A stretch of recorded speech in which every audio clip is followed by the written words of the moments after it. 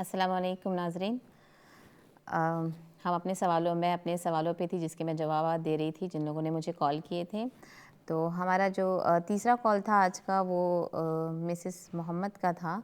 उन्होंने कहा था कि कब्ज़ की शिकायत के बारे में उन्होंने मुझसे पहले भी बात की थी और इनके दाँत निकाले हुए हैं और इनके गम्स में जो है बहुत ज़्यादा सूजन होती है।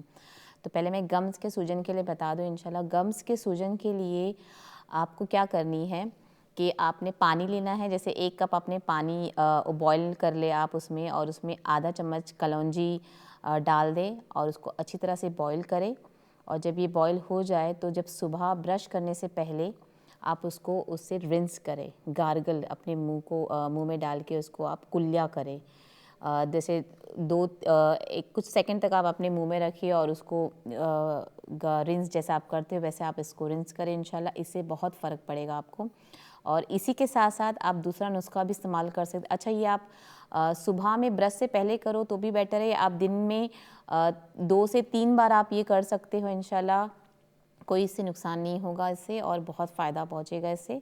उसके अलावा आप एप्पल साइडर विनेगर, उसका भी इस्तेमाल, अगर आप गर्म पानी में एप्पल साइडर विनेगर डालें और उसमें 1 चम्मच शहद डालें और उसको मिक्स करें, नीम गर्म पानी में मिक्स करें और इससे भी आप गरारे या रिंस करें अपने जहाँ पे आपको जो गम्स में आपके सूजन है, दर्द है, ये रोज़ाना करें। दोनों चीज़ आप रोज़ाना इंशाल्लाह करें।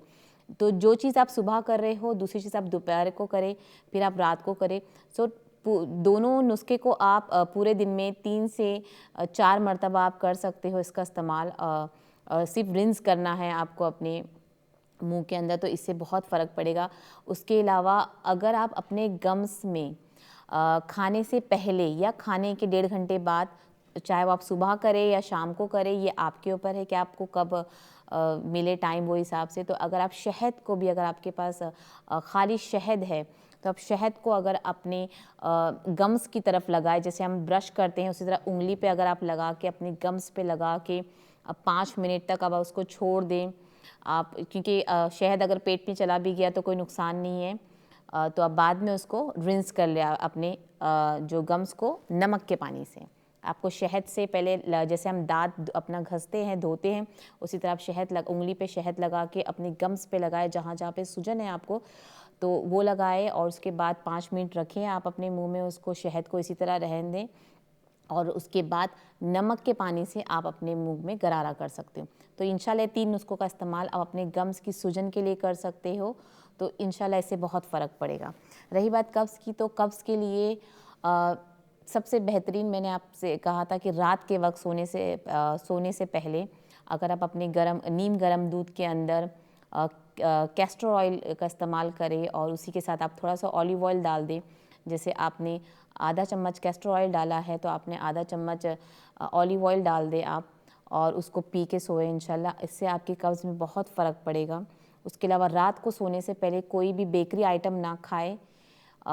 उसको आप रोटी वगैरह ना खाएं, क्योंकि रोटियां भी बहुत ज़्यादा कब्ज़ पैदा करती। तो इसका इस्तेमाल इंशाल्लाह आप करें, इससे आपको बहुत फ़ायदा पहुँचेगा।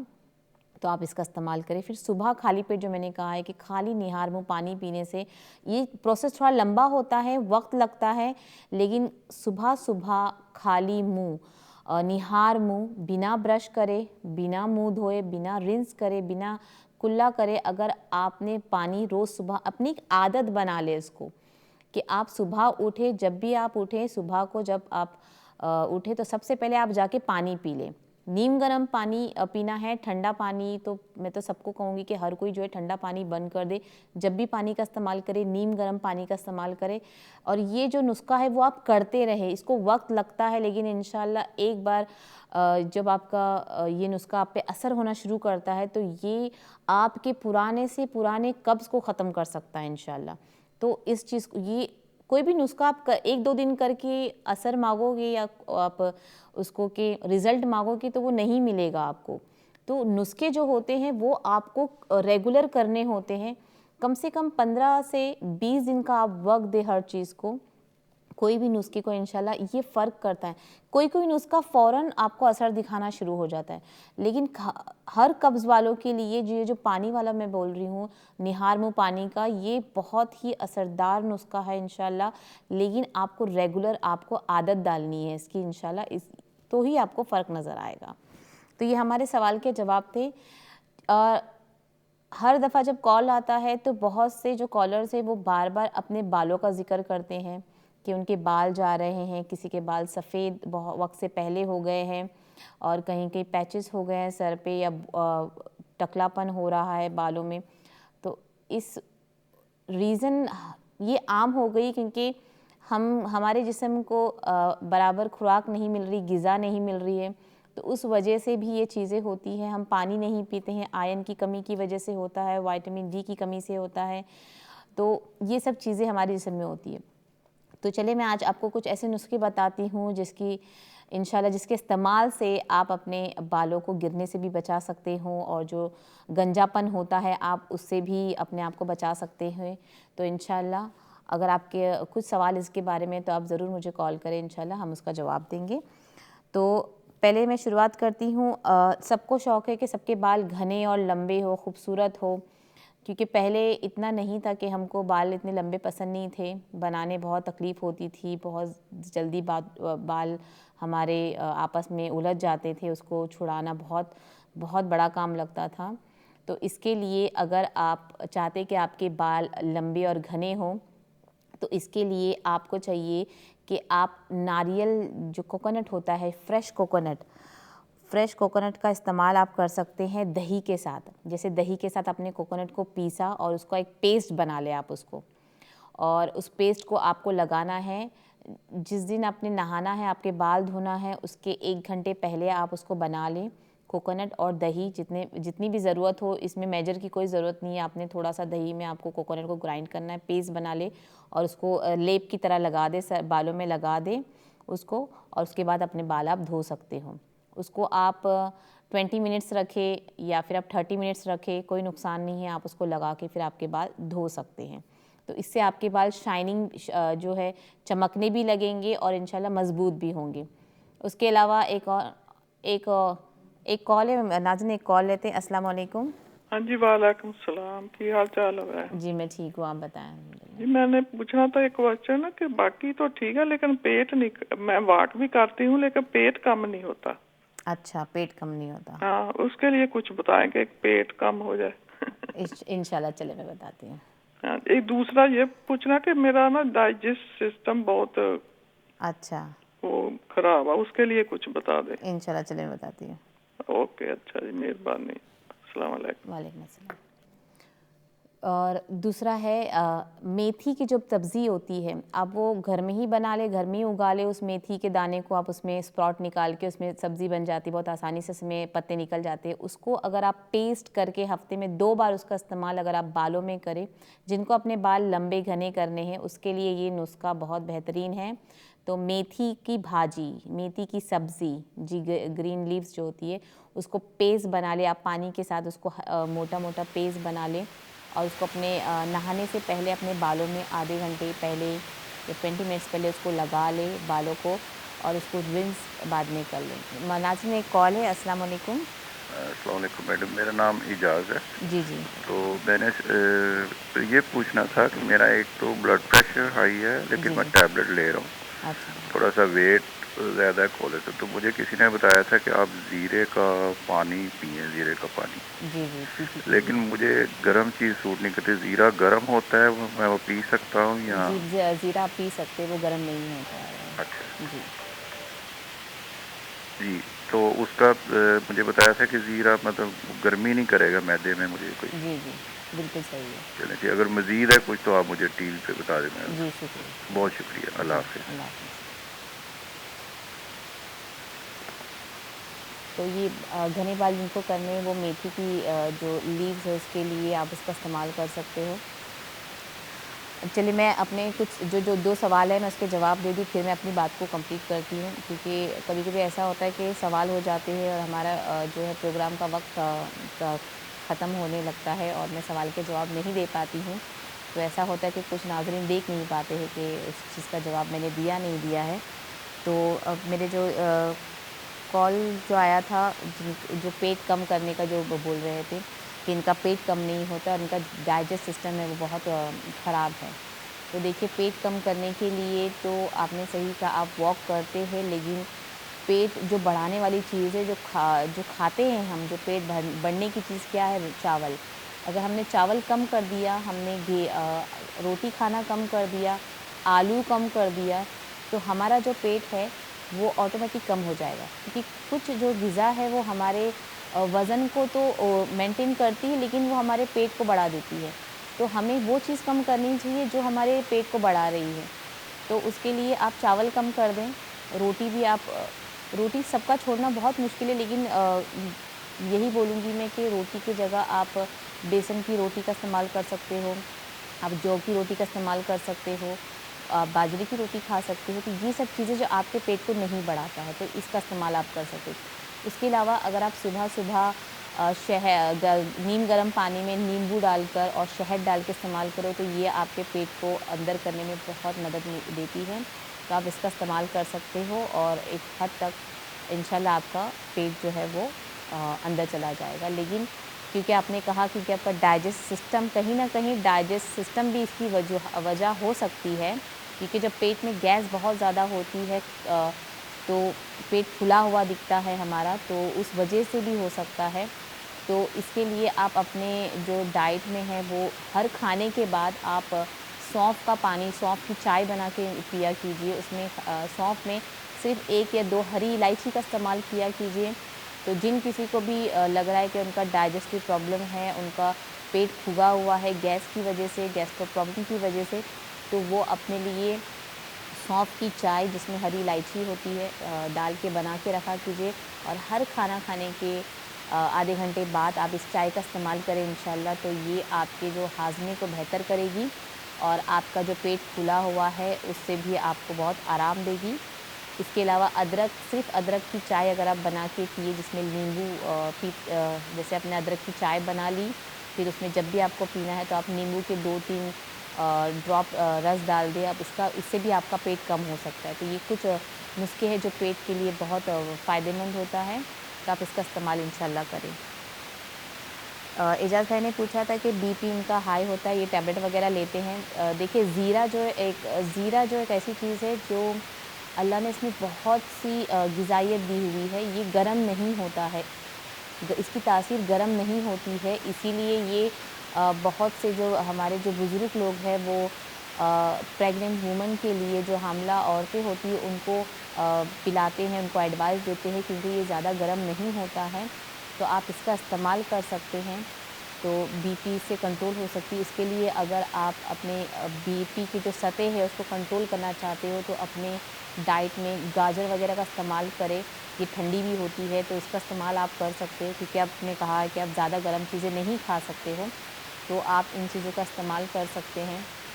और लहसुन भी इतना गर्म नहीं होता है, अगर आप ब्लड प्रेशर को डाउन लाना चाहते हो तो आप इसका इस्तेमाल कर सकते हो। लहसुन का 2-3 कलियाँ, अगर उसको थोड़ा सा मैश करके आप सुबह निहार पेट अगर खा ले नीम गर्म पानी के साथ, तो इसका इस्तेमाल आप कर सकते हो। तो ये भी आपके ब्लड प्रेशर को कंट्रोल में रखती है। लेकिन गाजर का ज़्यादा इस्तेमाल और हरी सब्जियों का इस्तेमाल आपके ब्लड प्रेशर को जो सतह है उसको नॉर्मल रखने में बहुत मदद करती हैं, तो आप इसका इस्तेमाल भी कर सकते हैं। तो बेशक आप ये ले लीजिए। वज़न कम करने के लिए मैंने हमारा जो लास्ट एपिसोड हुआ था उसमें मैंने बहुत से तरीके बताए हैं वज़न कम करने के लिए। लेकिन जैसे आपने कहा है कि आपकी जो बॉडी है वो गर्म चीज़ें एक्सेप्ट नहीं करती है, तो बहुत सी चीज़ें हैं जो ठंडा आपको जैसे आपने तरबूज ले लिया, वो आपके जिस्म के लिए ठंडा है, वो आप ले सकते हैं, कीवी ले सकते हैं। तो आप शुरू करें कि आप अपनी डाइट में जो फ्रेश जूस का इस्तेमाल करें, तो ये आपको बहुत हद तक, और मैंने जैसे आप अगर मेरा एपिसोड देखेंगे तो मैंने आपके लिए कुछ पानी बताया है जिसमें आप मिला के आप ये सब चीज़ों का इस्तेमाल करने से आप अपने जिस्म की गर्माहट कम कर सकते हो। तो ये आपके सवाल का जवाब है। तो मैं बालों की तरफ वापस आऊँ तो मैंने आपको ये 2 चीज़ मैंने आपको बताई है, तो इसका बहुत ज़्यादा इस्तेमाल आप कर सकें। उसके अलावा अंडों के अंदर अगर आप सिर्फ अंडों की स्मेल आती है मुझे पता है, लेकिन अंडे जो है हमारे बालों को बहुत हद तक मजबूत बनाने में जो है वो कारगर होता है, कारगर साबित होता है। लेकिन क्योंकि आजकल हम अपने बालों में केमिकल बहुत लगाते हैं, हम कलर करते हैं, इसलिए हम मेहंदी नहीं इतना इस्तेमाल करते। लेकिन मेहंदी का इस्तेमाल करना अपने बालों के लिए बहुत फ़ायदेमंद होता है। साल में 2 से 3 मरतबा अगर आप मेहंदी का जो लेप बना के अपने बालों में लगा लें, तो इंशाल्लाह आपके बालों में जो भी कमियां आएगी वो कमियों को दूर कर सकता है। तो मेहंदी के पाउडर में आप अंडा, मेहंदी का पाउडर, दही, तो जितना आपको पेस्ट बनाना है वो क्वांटिटी आप खुद ही ले सकते हो मेजर करके। आपके बाल जितने बड़े हैं तो आप अपनी मिकदार जो है वो बढ़ा दें। अंडों का इस्तेमाल, मेहंदी, अंडा, दही, उसमें थोड़ा ऑलिव ऑयल और थोड़ा सा कैस्टर ऑयल वो डाल के मिक्स करके पेस्ट बना लें और उसको अपने बालों में लेप बना के रख लें। जब मेहंदी ड्राई हो जाए तो अपने बालों को धो लें।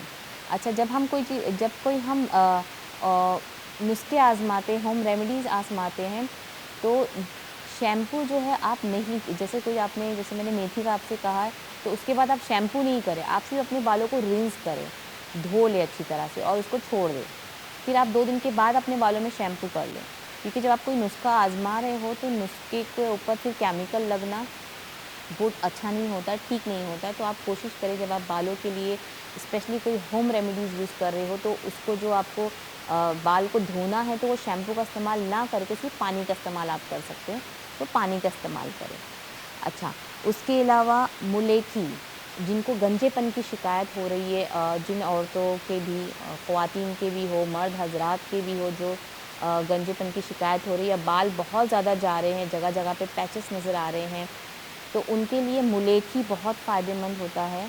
तो मुलेठी का आप इस्तेमाल कर सकते हो, वो कहीं भी शॉप पे मिल जाता है, ऑनलाइन तो कहीं भी कुछ भी मिल सकता है, तो आप ऑनलाइन मंगा लें मुलेठी, फिर उसको पाउडर बना लें।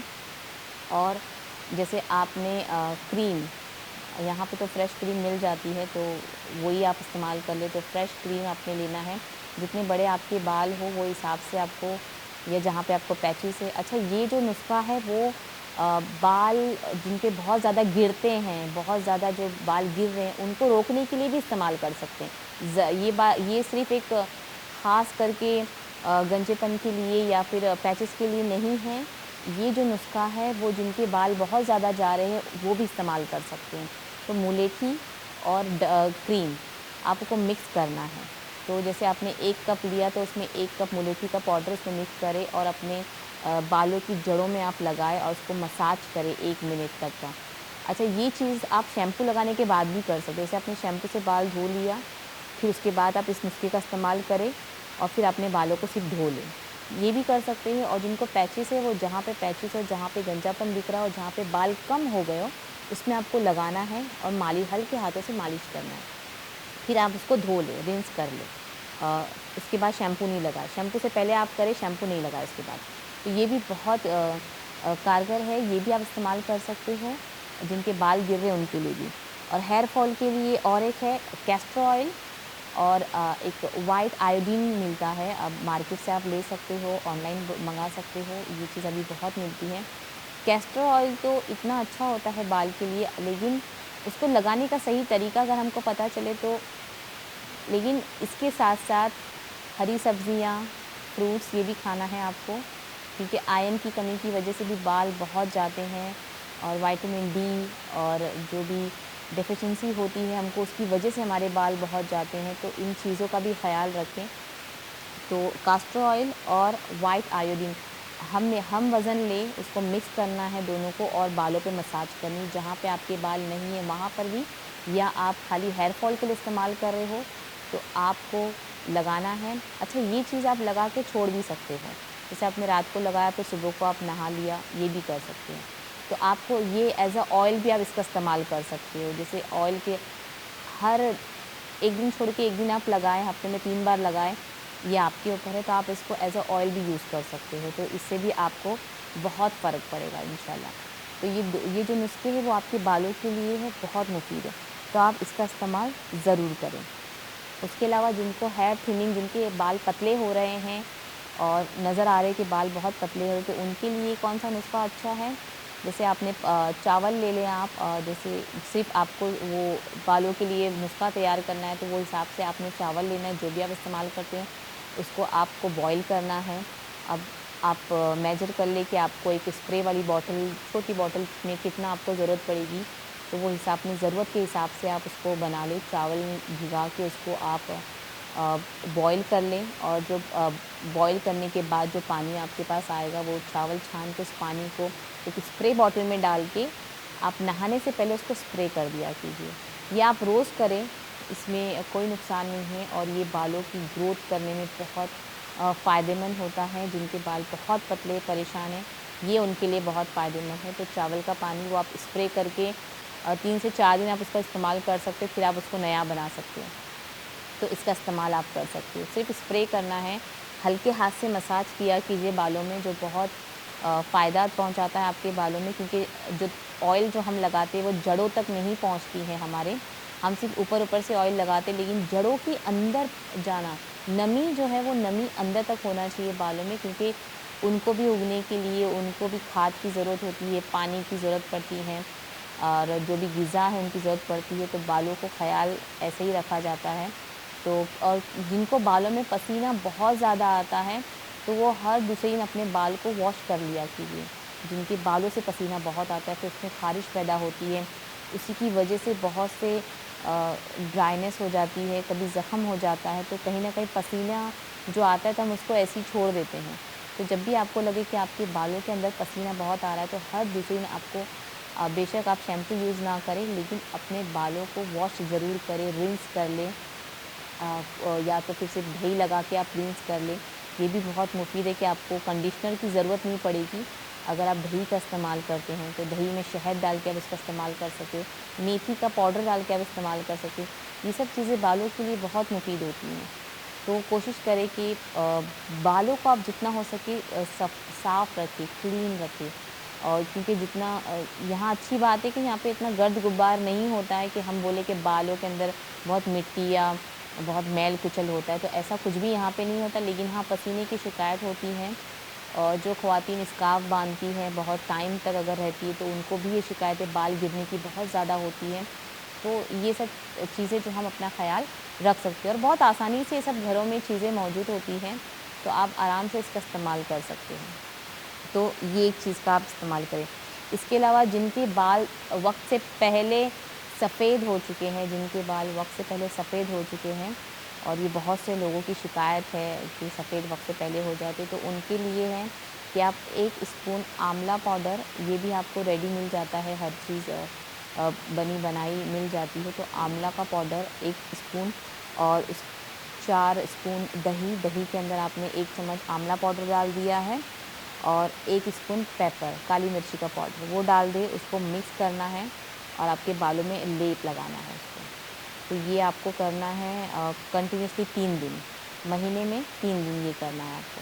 तो ये बालों में लगाना है, फिर आपके बाल को आपको धो लेना है। जब भी आप कोई लेप लगाए, तो 20 से 25 मिनट या 30 मिनट आप अपने बालों को वैसे ही छोड़ दें जैसे आपने लेप लगाया है। उसके बाद आपको रिंस करना है। या तो कोई बाल के जो भी नुस्खे हैं, या शैम्पू के बाद आप करें, या तो फिर आप करने के बाद उसको शैम्पू यूज़ ना करें केमिकल, और कोशिश करें कि अपने बालों के लिए ज़्यादा हार्श केमिकल जो होते हैं वो यूज़ ना करें। और घर में बना के अगर आप शैम्पू यूज़ कर सकते हैं, तो रीठे का, शिकाकाई का जो शैम्पू हम घर में इस्तेमाल कर सकते हैं। अगर किसी को नहीं पता है, तो मैं इंशाल्लाह अपने आने वाले प्रोग्राम में इस शैम्पू की रेसिपी मैं आपको दूँगी कि इसको आप किस तरह घर में बना के, आंवला, शिकाकाई और रीठा, आप इनका पाउडर, खुरदुरा सा पाउडर बना के ये घर में आप शैम्पू इस्तेमाल कर सकते हो। और जो रीठा है वो आपके बालों को मज़बूत, लंबा और घना बनाता है। तो हफ़्ते में 2 बार इसका इस्तेमाल, या हफ़्ते में 1 बार इसका इस्तेमाल इंशाल्लाह आपके बालों को बहुत ही बेहतर करेगा। बालों में रूसी आने नहीं देगा, जो भी रूसी आती वो नहीं आने देगा। और बालों में अगर कोई फोड़े फुंसियाँ आती, तो उससे भी ये शिकाकाई और रीठा जो है, उससे आपकी हिफाजत करती है। तो ये सब चीज़ें, कुछ चीज़ें जो मैंने आपको बताई, वो बालों के लिए बहुत मुफीद और फ़ायदेमंद है। तो आप इसका इस्तेमाल इंशाल्लाह करें। और जब भी आप कोई नुस्ख़ों का इस्तेमाल करें तो हमें ज़रूर बताएं कि आपके लिए ये नुस्ख़ा क्या काम आया है और ये आपको कितना असर दिखा रहा है। तो उस चीज़ से हमें कॉन्फिडेंस मिलता है कि हम इसको और ज़्यादा बताएँ और लोगों तक ये बातें हम बताएं कि ये चीज़ हम पे असर हो रही है। ज़्यादा जो नुस्खे होते हैं वो हम खुद इस्तेमाल करके आपकी तरफ बताते हैं। इसी के साथ हमारा जो प्रोग्राम का वक्त ख़त्म हो चुका है नाज़रीन, इंशाल्लाह फिर मुलाकात होती है। अस्सलामु अलैकुम वरहमतुल्लाहि वबरकातुहू।